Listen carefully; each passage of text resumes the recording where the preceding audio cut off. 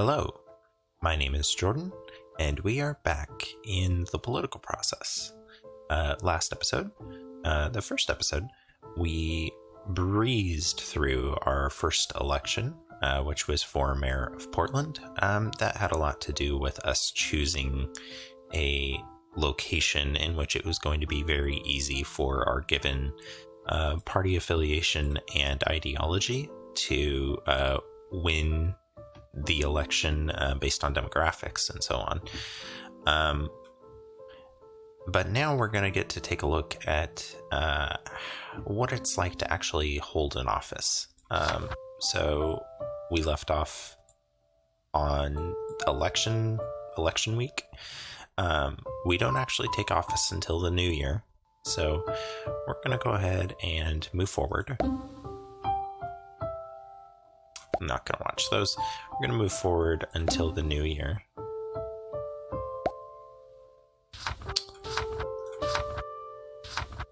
Okay.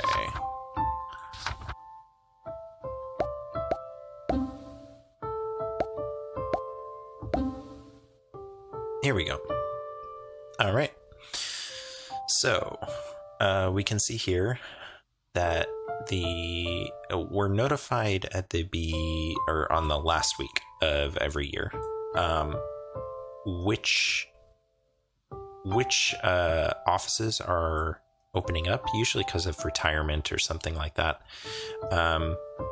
or somebody moving on to a different office. For instance, Cliff Burton here, he may be running for a different position, and so he's not going to rerun for his current position. That means his current position is going to be open.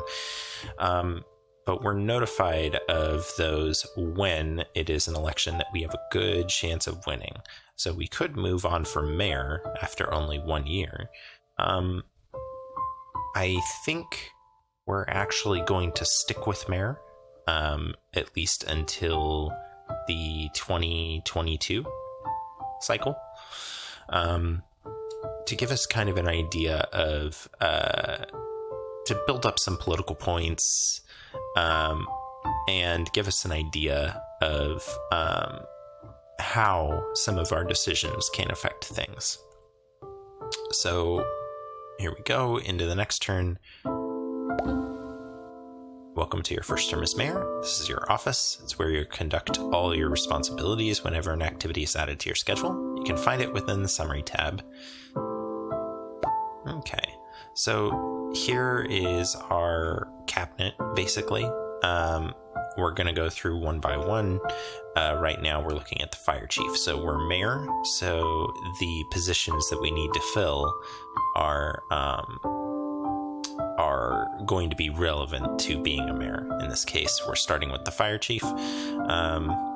Very high experience. That means he's going to be very effective at executing the job. It can sometimes be trouble if you have somebody whose ideology is very different from yours. So, for instance, getting a libertarian fire chief may not be the best idea given the ideology of the character that I started. Also, this guy is currently the fire chief, so we're just going to keep him the CFO for the city. This guy is very slightly more experienced, however, not enough to change the person that we have. Okay. 74, city attorney. 94. I think this is enough of a difference that I think we're going to hire Elias instead. All right. 86. Okay, so this is a 12-point difference. However, the ideology mix may not be ideal. So we're going to keep who we have for Department of Corrections, Director of Parks and Recreation. Well, that's an easy one. Chief of Police. Well, looks like we have quite an upgrade down here in Ruth Goldstein. Director of Public Works. Okay, we're going to change that to Joanne Duke, Director of Communications.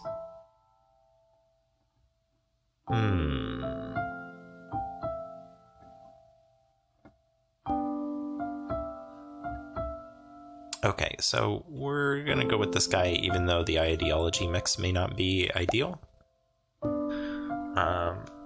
Director of Human Resources. Well, we don't have very good ideology choices.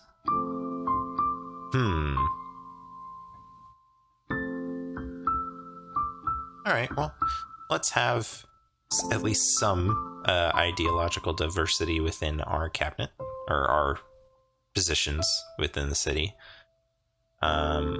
This looks like we're probably going to keep, Director of Transportation, Director of Housing. Not enough to change.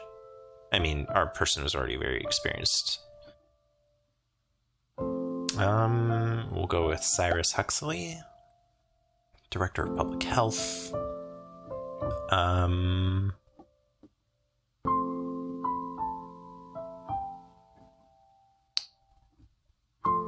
Let's go with Brandy, Director of Public Utilities.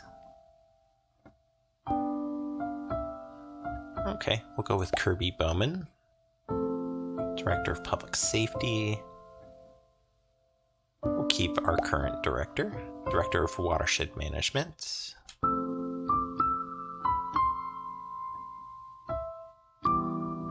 We'll go with Lindsay Conrad, Director of Social Services. Okay, this one I definitely want the most experienced person.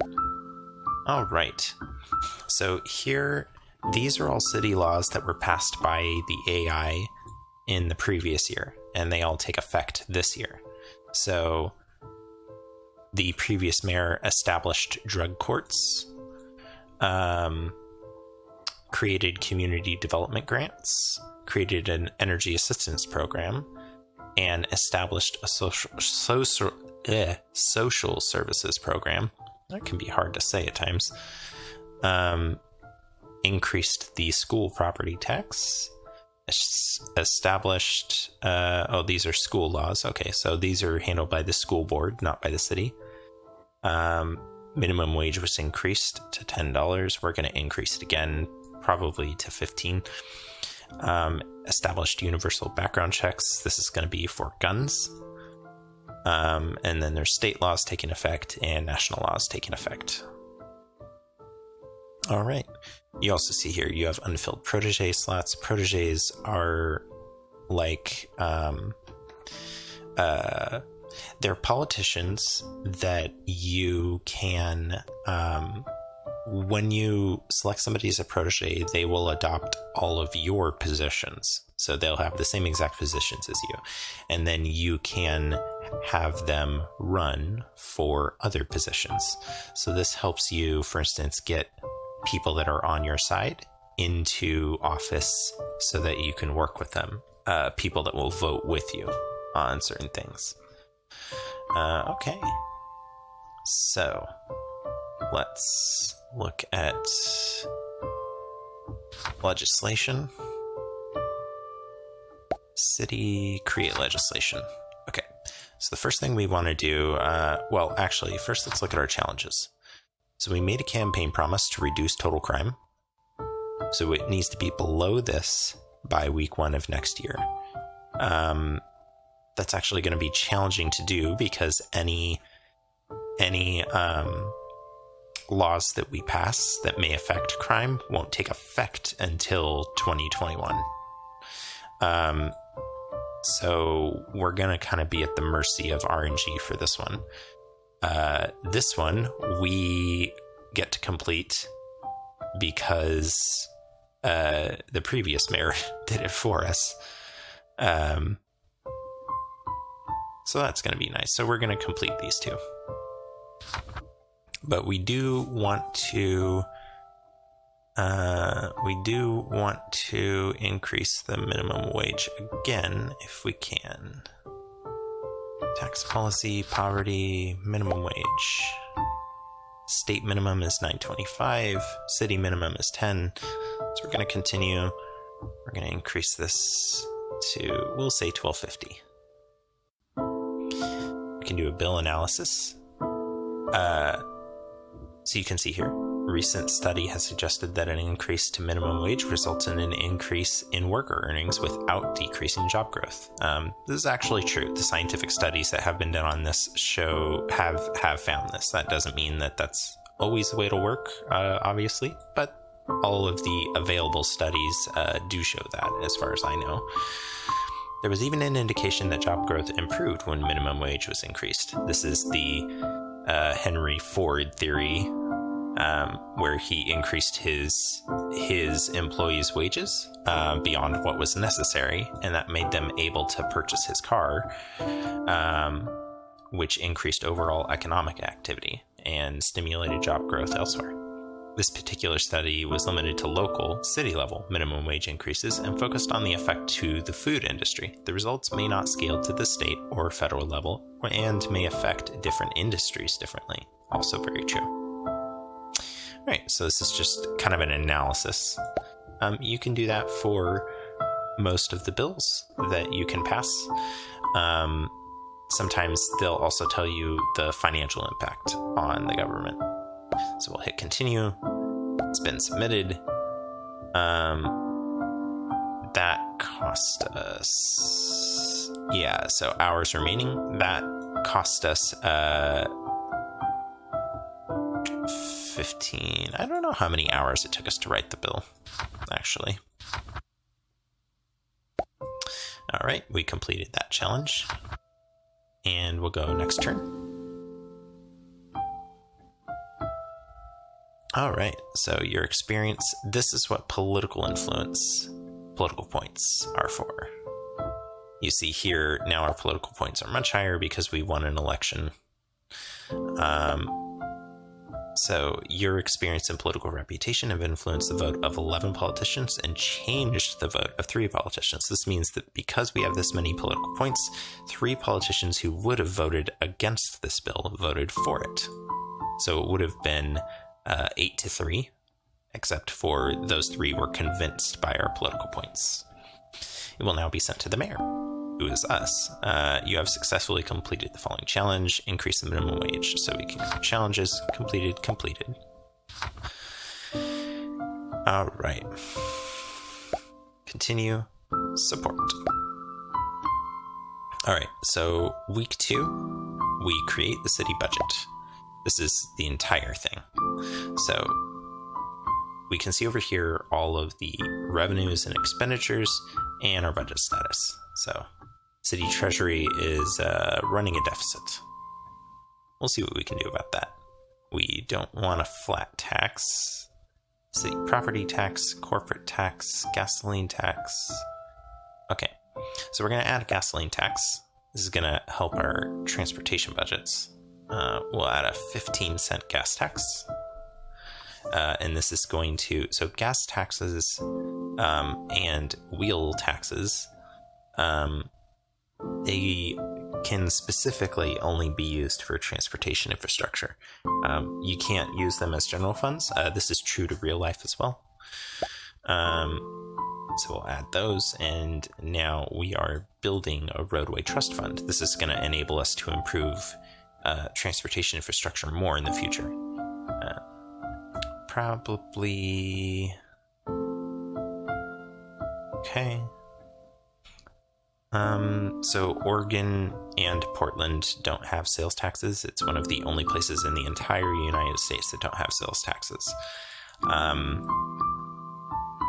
And I think we want to keep it that way. We will do a corporate tax, though. Let's do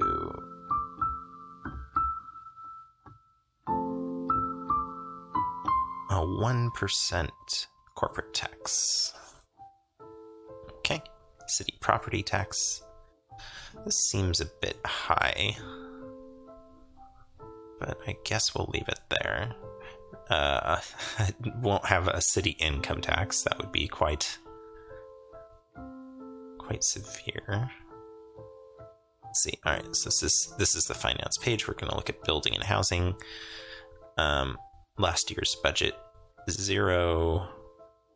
right, so this is one of the programs that was just created, which is part of what's eating up our budget. There were several new programs that were created. Last year's budget, 0. Building commission. Okay, so they got their request. Social services, let's look at this. Foster care. High school equivalency programs. That's such a small amount. Maybe we should do that. All right. For residents and permanent housing. All right, so this will all improve homelessness. Or reduce the effects of homelessness, or reduce the total amount of homelessness. Let's see, funding for social services, budget request. So it looks like they're getting 4.4 million. Building, housing, transportation. Budget request, 57.5. Okay, so they're getting their request, getting their request, getting their request. Corrections, drug courts, this is brand new. It looks like the state is contributing as well.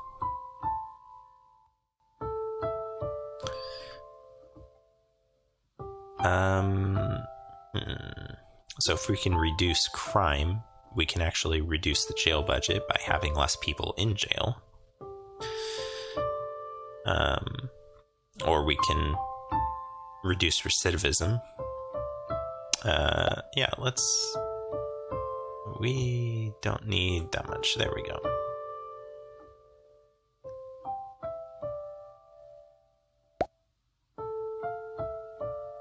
Okay, so let's add some of these programs. Drug rehab programs for prisoners, high school equivalency training for jail inmates. Both these programs will help reduce recidivism, which will reduce our jail budget, which is quite extensive. Police department. Okay, total budget request. And how much are we giving them? Total expenditure, 217. So we're reducing last year's budget even further. This is fine. Generally, reducing the police budget is not the worst thing in the world. As far as the mechanics of the game go. You don't want to go too far, though. You don't want to reduce it too far.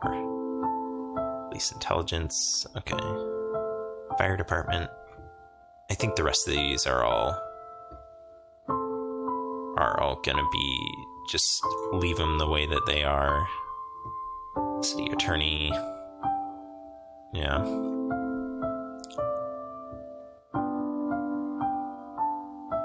Yeah. All right. So in here, let's do this to 15. Cool. And we'll add a tobacco tax. 15 cents per pack. All right. And we'll submit our budget. Just double check everything over here. Total tax revenue, general tax revenue, dedicated, total funds. This is how much cash we have on hand. This will be this year's deficit and surplus based on the budget I'm creating and the special funds. All right, submit budget. All right, so it broke. So I changed many different things within that particular, within the budget, and that results in many different bills that have to be considered. So we'll see here.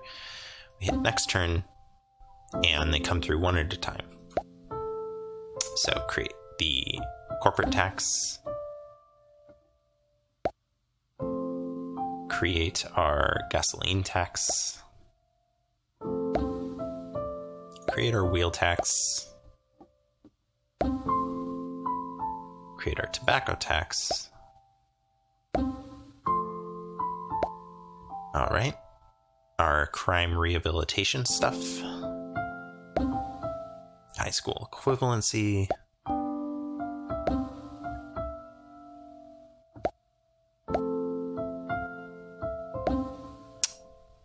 for the homeless. And we're good. So legislation, where is summary events? No. Oh, it's going to be under news. Yeah.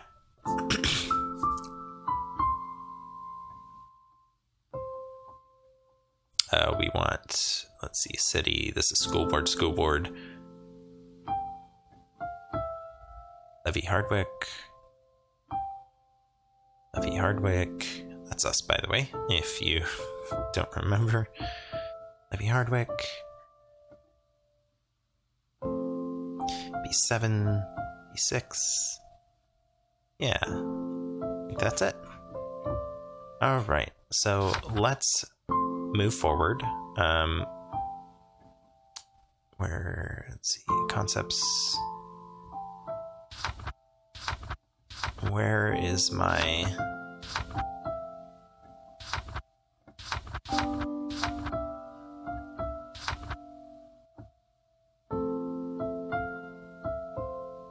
So we sometimes get challenges from constituents who basically ask us to do stuff. So we get sent like a letter from somebody in the city. And we can do what they want us to do, or we can just say, nah.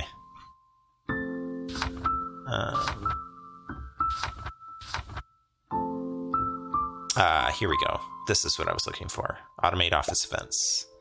So I want to automatically fundraise with any leftover time, because I was using time to write legislation, but for the remainder of the year, I'm not really going to be doing anything. So I want to use that time to fundraise.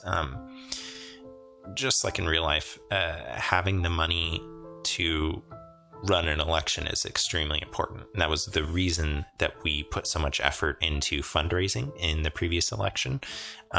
We're basically building up the funds to run for some of the more challenging offices, maybe like a state senator position or something like that. So we're going to hit next turn.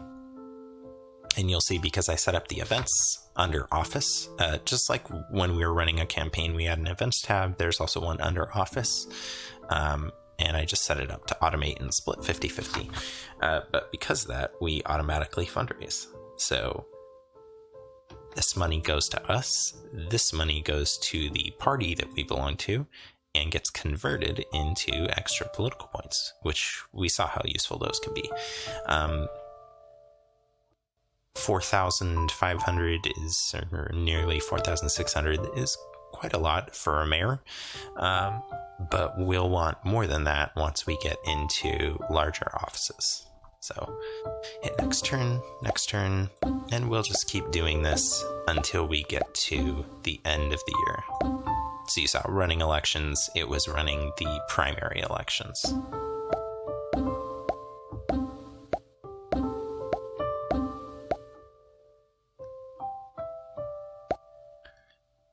Okay, so this came from one of the city council members. They want to take my increase and push it even further. Sure. Why not? So the AI can propose and does propose their own bills. Sometimes in ways that modify the things that you did. And you can't always stop them from doing that. Okay. And next turn will be the presidential election. Let's see. Let's watch the presidential. Okay. Well, no surprise in Georgia this year, it looks like.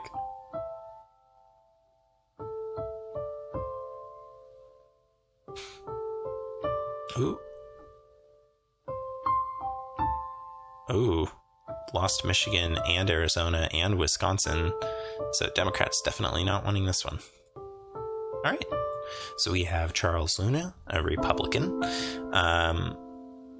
as the president of our game for the next 4 years. So to continue.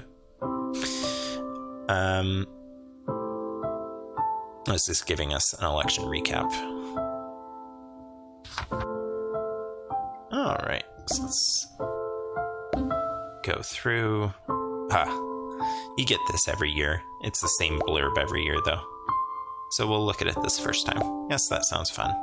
It is a pleasant morning as you prepare to participate in the parade. A crowd slowly gathers as you enter an old convertible. You see a sign attached to the side of the vehicle, Mayor Levy Hardwick. The sight around you is impressive. Elaborate floats line the street as far as you can see. Large balloons drift above the street. The parade begins. You feel a cool breeze across your face as your vehicle slowly progresses down the street. You wave to the crowd. They respond with polite clapping. You enjoy seeing their smiling faces as they point at the spectacle that surrounds them. Eventually, the parade ends and you return home. It was a pleasant experience. All right, so let's head into week 52. And there we go. So all those laws that we went through last time that we passed, they take effect. So these are all the ones that we passed. Here's the one that our colleague passed. Some were passed by the state. All right. And every year we get meetings with some of our advisors and department heads and so on. So we're going to look at those and we'll end it there. So let's talk to the fire chief. Nothing much to report. Everything is running smoothly. Okay. Crime is increased by 11%. All right, we'll keep that in mind. All right. Wants to increase road construction. Currently have 2 programs, so he wants even more programs to rehabilitate. All right, so homelessness is looking good. Everything is going well. Okay. All right, so next time we will look at kind of how laws that you pass can affect things by looking at some of the metrics. All right, so that'll be it for this time. Thank you for joining me, and I hope to see you next time.